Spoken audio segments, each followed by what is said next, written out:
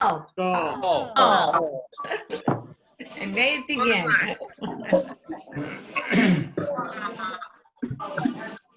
Okay, welcome all of my fellow colleagues. It's great to see you over Zoom. Once again, we have a nice large crowd today, so thank you for making the time to attend with us. Today's meeting will be a celebration of our past presidents of Skal Boston. Throughout the next hour, we will hear from 15 of our 27 living past presidents. And I would like to thank those past presidents for submitting their videos. They are great. And to thank Deborah Borgort, our vice president, and to my colleague at the CVB, Greg Thomas, for their help in together today's video presentation. I think you will enjoy it as much as I have.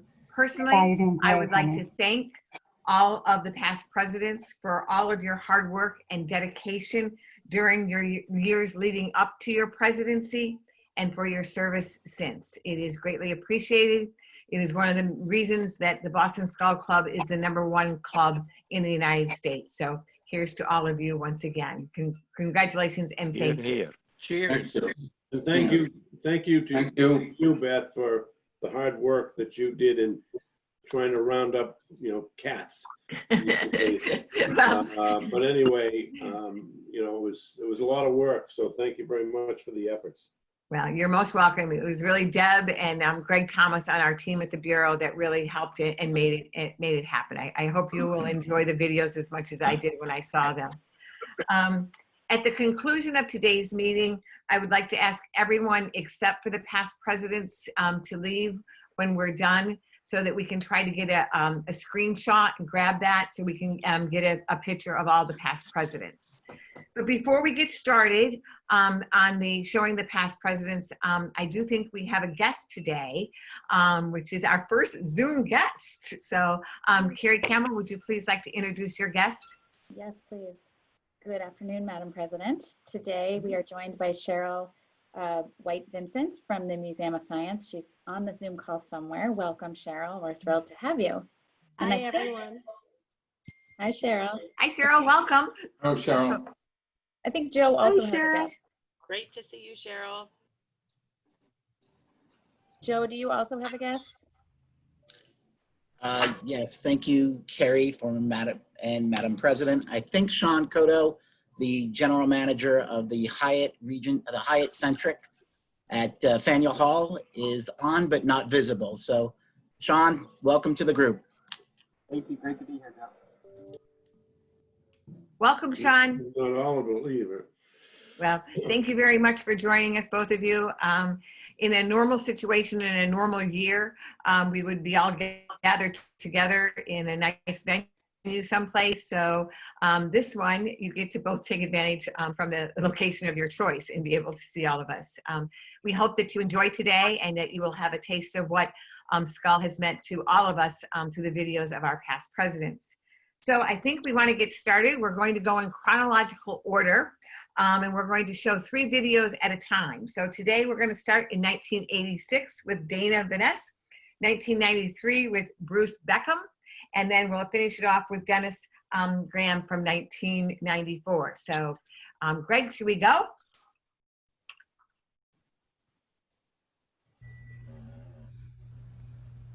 My name is Dana Vaness. I served as the club president in 1986. It was my pleasure to enjoy many wonderful events, especially the Ladies' Night held at the Ritz-Carlton. My wish for the future is the continued success of the club and the camaraderie I enjoyed with the many, many members.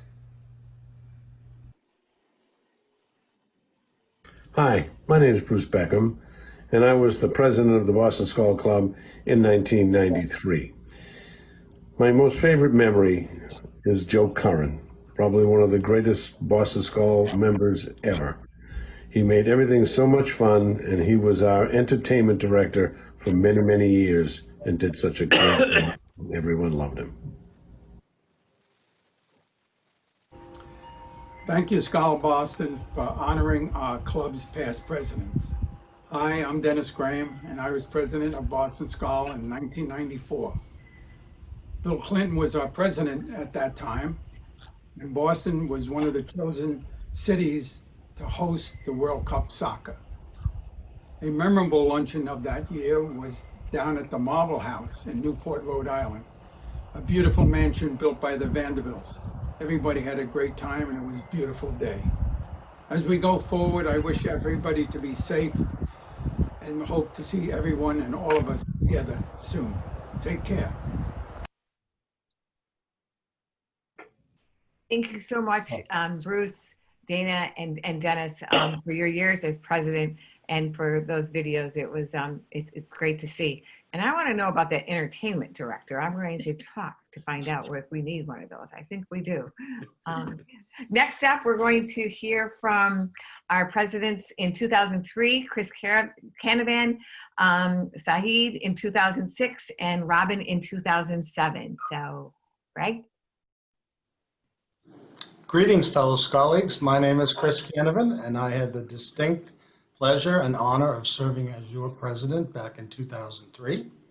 And some of the wonderful memories I have are, of course, all the events we hosted, as well as the trips we went on. But most importantly, it's all the wonderful people that I've met and the relationship we've been able to forge. And one more thing is all of the people that I was fortunate enough to have tapped to follow in our footsteps as eventual presidents of the club. I'm sure they are really happy that they made that decision, and now they're recording a little message of their own. So for everybody out there, stay safe, be well, and look forward to the day we can all join together again. Skal. Skal. Skal. Dear friends, my name is Syed Saleh. I hope this video finds you and your families healthy and safe. I had the honor to serve as the president for Boston Skal Club for 2006-2007 year. These are a challenging time we are all living through. However, the tradition and the true spirit that are Boston Skal Club Foundation will never be lost to its membership. We are reminded of how interconnected we all are.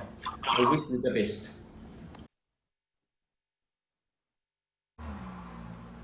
Hi, I'm Robin Cullerton, and I have the honor and privilege to serve Boston Skal Club as president in 2007.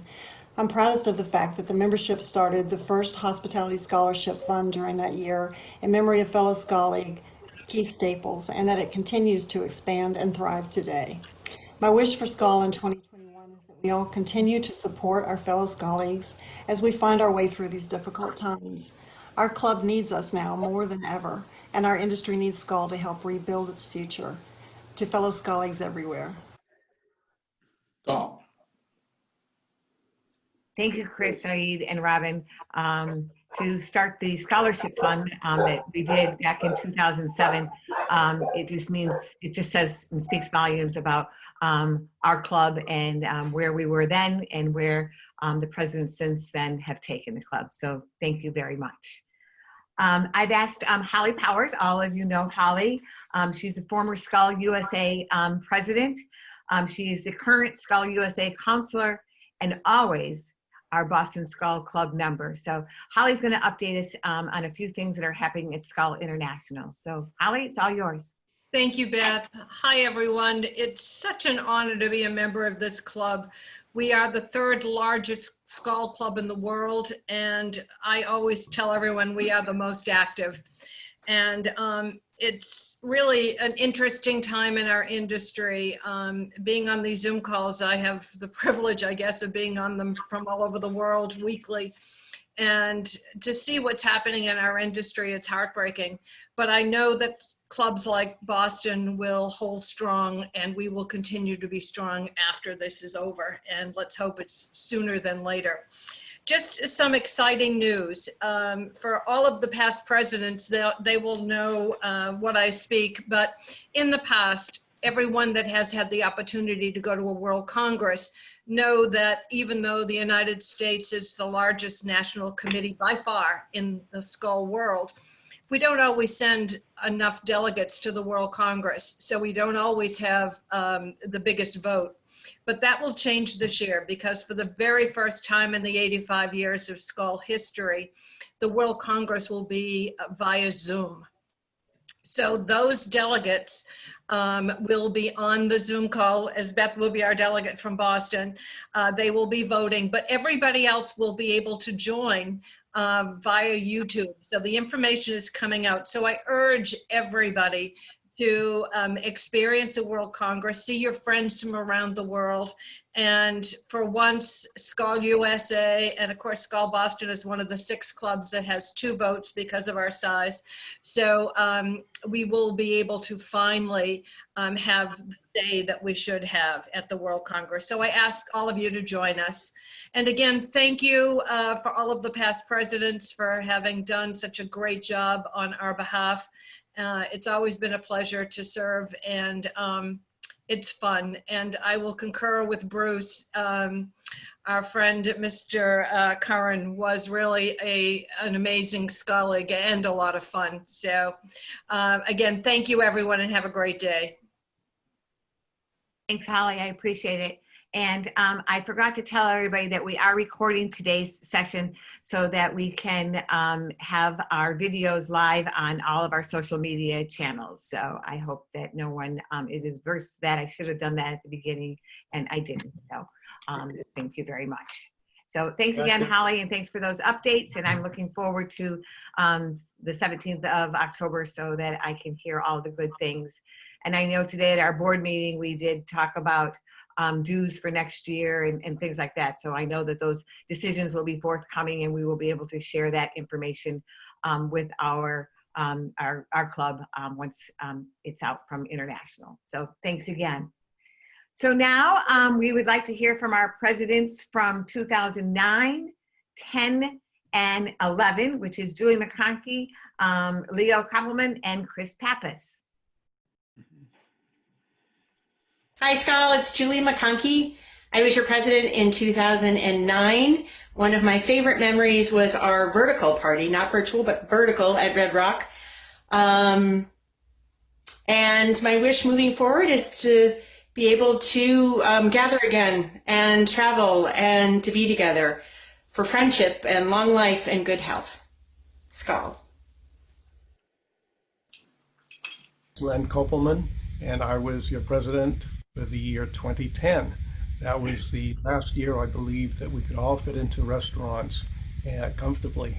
But I will say that the outstanding event, which happens just about every single year, is Dave Colella and what he does for us at Christmas time at the Colonnade. It is something to admire and appreciate. Thank you all.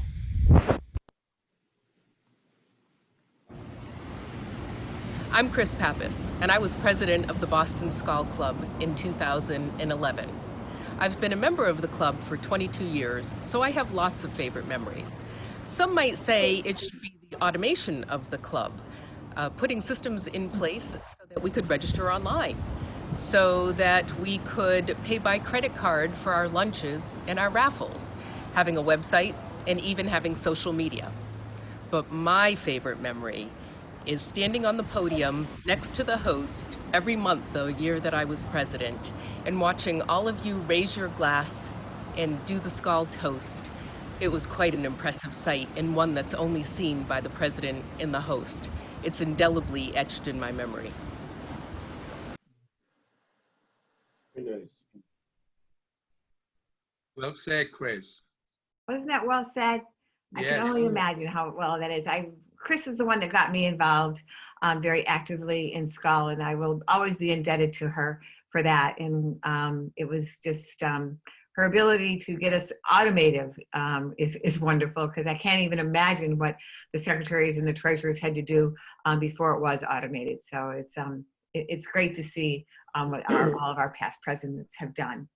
So now, I would like to hear from 2012, Bob Lawler, 2015, Julie Pagano, and 2016, Dan Donahue, our past presidents from them. So, Greg? Hello, fellow colleagues. This is Bob Lawler, your 2012 Skal president. My favorite memory of my Skal presidency was my trip to Seoul, South Korea for the Skal World Congress. It was an amazing opportunity to meet fellow colleagues from around the world and share ideas and visions and really promote hospitality and tourism across many nations. My wish going forward is that we all recover very quickly and we get the tourism and hospitality industry back on its feet. I look forward to seeing you all in person as soon as possible and raising a glass and toast to that speedy recovery. Hi, fellow colleagues. It's Julie Pagano. I had the honor to serve as president in the year of 2015. I was the 6th woman president to serve in the 76 years of our club's history. My fondest memories of our club are built on the friendships and the relationships. They are lifelong and meaningful. And my hope and wish for our club moving forward is that we continue to be unique. We stand by and stick by one another. And when we meet again to raise a toast, there will be tears of happiness. Thank you, Beth.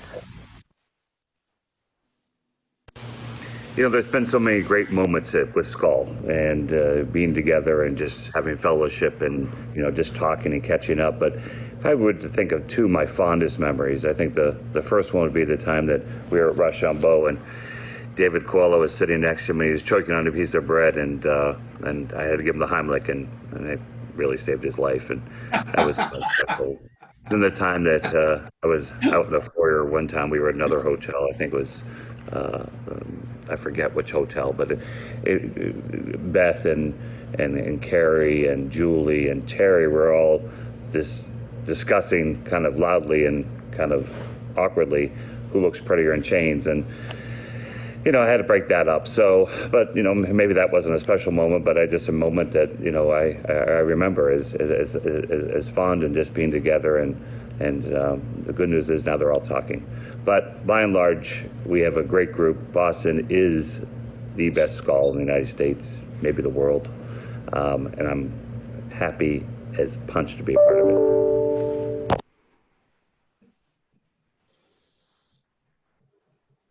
Well, I'm sort of speechless after that one. But thank you all. And really, Dan. Bob, congratulations on your new job. It's great to hear that you're at the helm of Boston Harbor Cruises and back on the water. And but we will miss seeing you, or I will miss seeing you in the back bay. But congratulations. And Julie, you got Bob back, so that's great back there on the water. I recently had asked, and we actually, she spoke at our Director of Sales and Marketing meeting earlier this week, Jill Tate, one of the principals at Corinthian event, and the other principal, Courtney Church, put together a great event called the Empty event, which coincided with the Red Alert event, which were two industry-wide events that really paid tribute to all the people behind the scenes of what we are going through in our industry during the COVID period. So IA, since we're all hospitality, and that is what the basis of what Skal is, I asked Jill to be able to do a presentation today. It'll be about 10 minutes or so about what this event is all about and how we can really help spread the word to the right people about how much our industry is hurting. So Jill, if you can take it away, and I know Greg, if you need Greg's help, let him know. Yep, he just has to let me share the screen. Okay.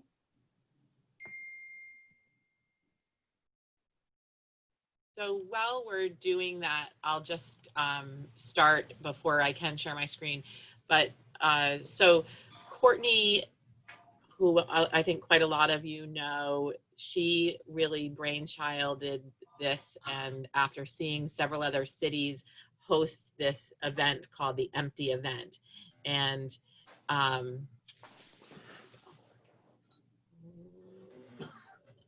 okay, I think you all should be able to see my screen now. But so the Empty event is an event that was created by the Live Events Coalition, and the coalition was born out of the COVID crisis. And it's really, the intent of it is to give a voice to so many people in our industry that don't have a voice. And it's the people that are behind the scenes, and they're working behind the curtain, literally, like Oz, I'd like to think, but they're behind the curtain and they're making these live events come to life. Like Greg is working on the audio and we can see him, I think, through Zoom, but most of the time, a lot of these people are behind the curtain. The voice is being given to not just the AV guys, but all of the riggers and all of the wait staff and the people that are pushing boxes into the venues, the entertainers, floral designers, caterers, talent, producers, technicians, general contractors. There's just so many people that go unnoticed. And we kind of like it that way. We like to work in the shadows and not bring attention to ourselves, but we really like to make sure we still see the people's faces just like everybody else, and we get a true jazz off of the hospitality work that we do. So the first of two events that were produced a couple of weeks ago, right around the Labor Day, the first one was the Red Alert.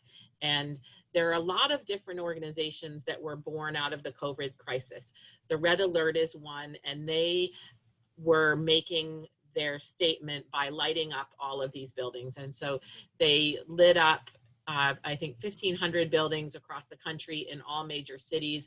It was quite an opportunity for people to just give some light to the industry. And then, you know, the Red Alert, you can see it just broadly. It's a state of emergency. We're all in that state of emergency, and for sure. And they got a bit of press for that. The next one is what I was alluding to, is the empty event. And we set an event on Copley Square on the Monday of Labor Day. And basically all of the seats at the event were empty.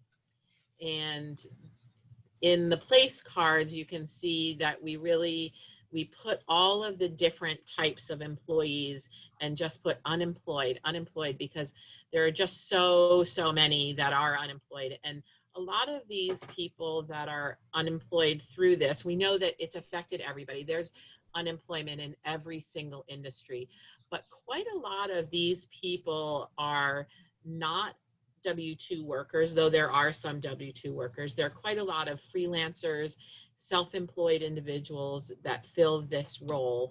And so there's quite a lot of 1099 employees in all of these roles. So the mission of the Live Events Coalition was to really bring a voice to this and get some press attention. We did achieve that, and we did have some local press. It's really just the beginning of finding a voice. And when I was on the DOSM call yesterday, we talked even a little bit further about, you know, what does the voice do from here? And it was a really great conversation that sent me into doing some afternoon research on how we affect the well-being of the state and the city. And so, you know, looking at just the budget of the city and figuring out, and all of that stuff is available online. But as we all know, you know, the hotels are really driving this hospitality piece, and will to bring back all of this business and employ all of these people again, the stagehands, the riggers, any kind of event that you can imagine utilizes these people. When I looked at the budget of the city, and you probably all know this, and I'm just like a numbers person that needed to look at this, but you know, the room tax revenue is the 5th largest contributor to the city's budget. And I'm sure that everybody probably knows that, but I hadn't focused on it before. And I just thought it was really interesting. So, you know, I think as these organizations are trying to have this voice, I think we really are going to need to, you know, while these, it's not really a protest, but while these events are really bringing light to it to the public, I think that we're going to have to get more pointed in the future in really trying to have a voice at the table with the government. And I think using our leverage that we pay for the state basically, and we pay for the city through our revenue, that we're really just going to have to keep pushing the envelope. But there's so many people that are affected, and some of the best parts that came out of this event were one that we got to realize that passion again a little bit and see a lot of our friends that we work with on a regular basis that are part of our families that, like everybody else, that's been cut off. We made a lot of new friends with new vendors and people that are in the field that stepped up to volunteer their time and their resources. People were super generous to say, what can I do to help? And so the Live Events Coalition has a pretty tall order, and I think coming together with as many people as we can to get a voice at that table is going to be very important going forward. So, here people got silly. People were just so happy to see each other again and have some fun and, have a bar that didn't serve any liquor, which is always a disappointment. But bartenders, everybody's lost so much. And I think that I think everybody realizes it, but when it's on such a large scale with the hotels and so forth, we know that there's a lot being lost there. But when one person has their business and everything they've built as an independent person is lost, I feel like the impact is more concentrated and succinct to smaller companies and small individuals. So it was a really, really great event, and it is continuing to travel around the country. You can see in that picture, it gives event people like me twitches because the banner is so wrinkly in the background. But the banner has been shipped to all of these different events because obviously we're trying to conserve every penny and make sure that all of this goes away and we start to recover. But in order to recover, we do have to get the needle to move at the city, state, and federal level as far as starting to allow us to have meetings again and with appropriate numbers. We talked a little bit about the National Restaurant Association, or the Mass Restaurant Association, has done a great job and has had a good voice at the table with the city, but it's not necessarily equalized for the hotel business and the group business.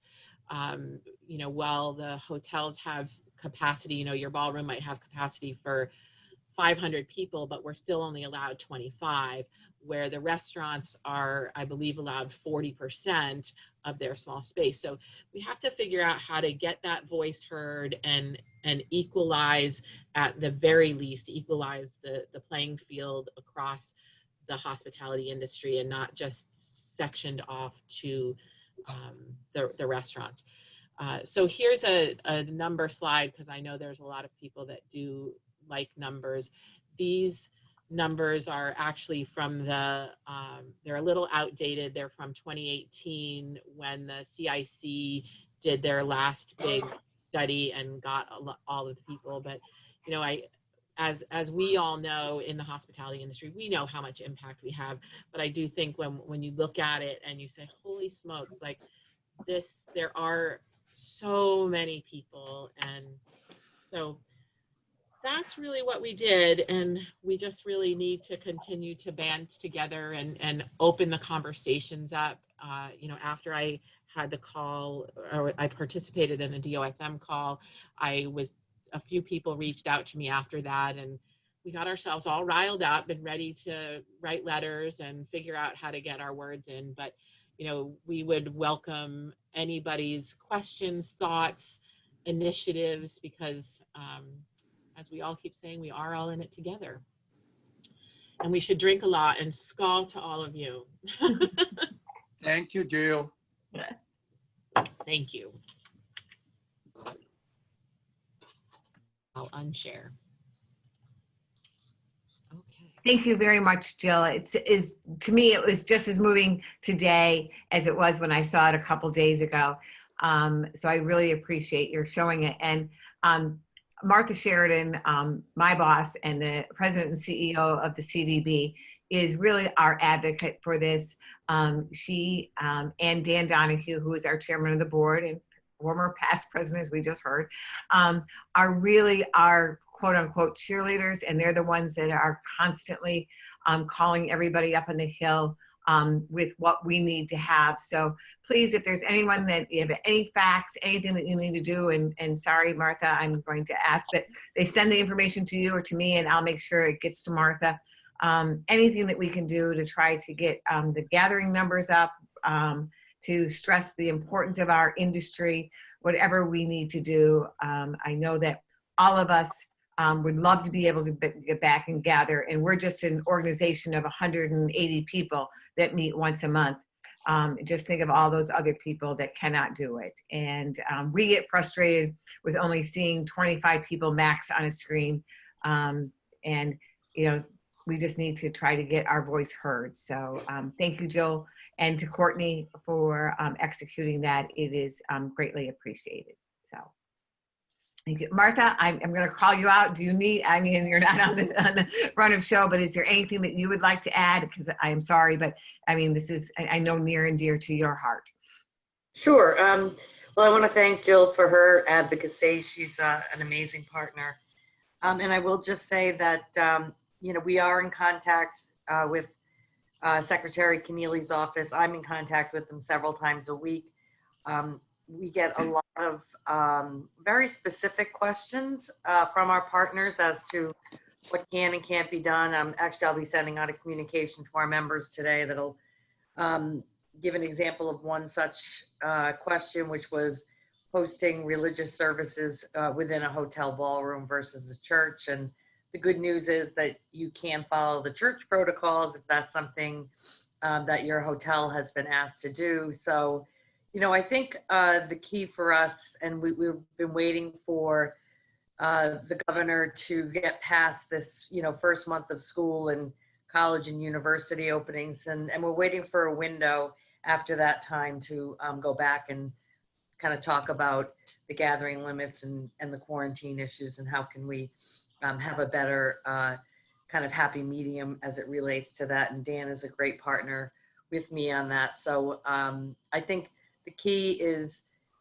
you know, we do know the restaurant industry has been very loud and clear on a lot of these issues, and we've been doing the same for the broader community. But I think we're going to hopefully get something of a face-to-face meeting just to kind of impress upon leadership these comments that Jill just talked about, the data, and also the data from our hotel industry. So please send me any questions you have about any of the rules, regulations, et cetera, and I'm always happy to forward them. And the governor's office has been very responsive when we've asked them questions. So thank you, Beth.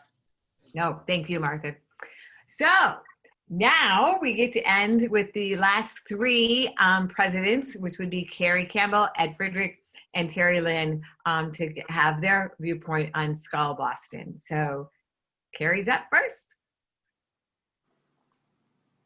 Hello, my hospitality people. I'm Carrie Campbell. I was president in 2017, and I just want to show you this view of our beautiful ballpark. My favorite memory from when I was president is probably the trip to P-Town. We all took the fast ferry, and then we took a lovely trolley tour and met for lunch, and were served delicious lobster rolls and all kinds of yummies. And then we got a little time to shop, and we took the fast ferry back. It was a great time. My hope for Skal in 2021 is that we will be able to gather and have fellowship together. I miss being in person with you guys and connecting. So that's my hope. I'm probably not the only one who has that hope.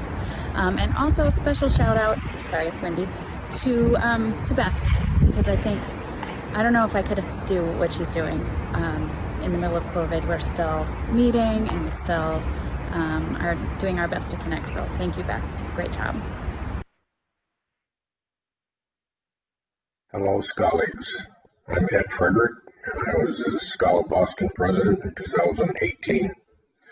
A couple of memorable events from my presidency were hosting the Skal USA Executive Board meeting in conjunction with the celebration of our 80th anniversary.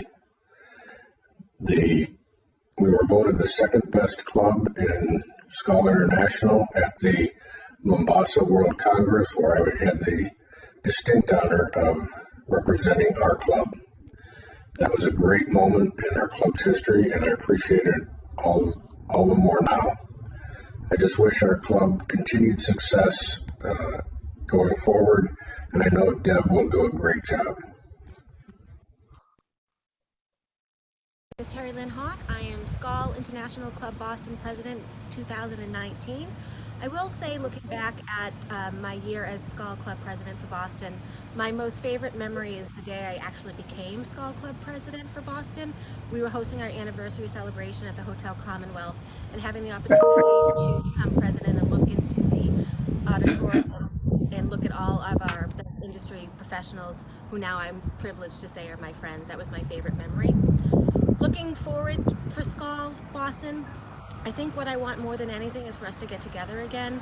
We have such an amazing club, and we laugh and we have great times, and we raise a ton of money for charities that are definitely in need right now. So I can't wait for all of us to get together. Thank you.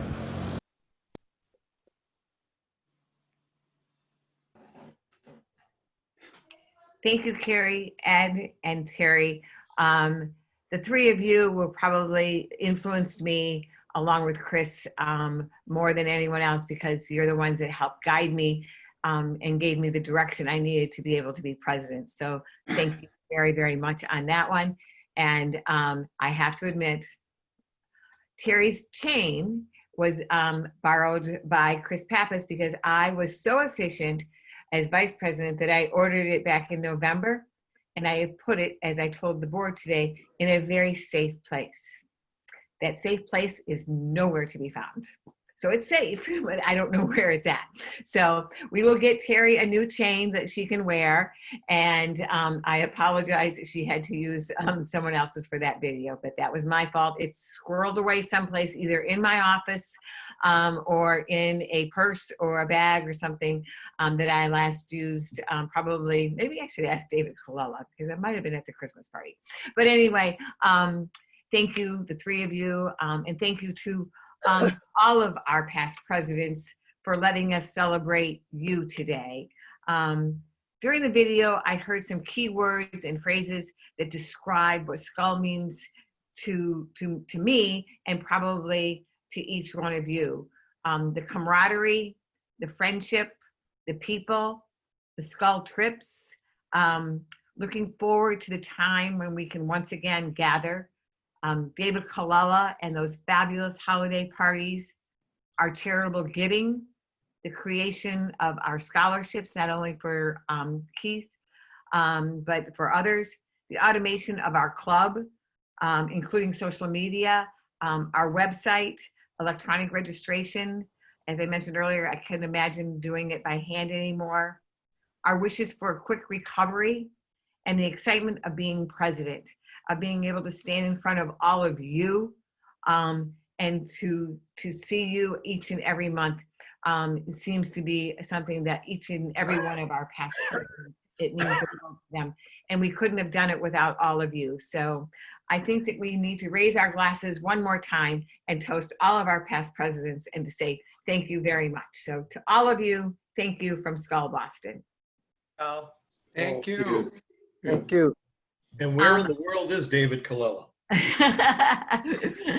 He's getting ready for the December party. He's going to make a great Zoom party.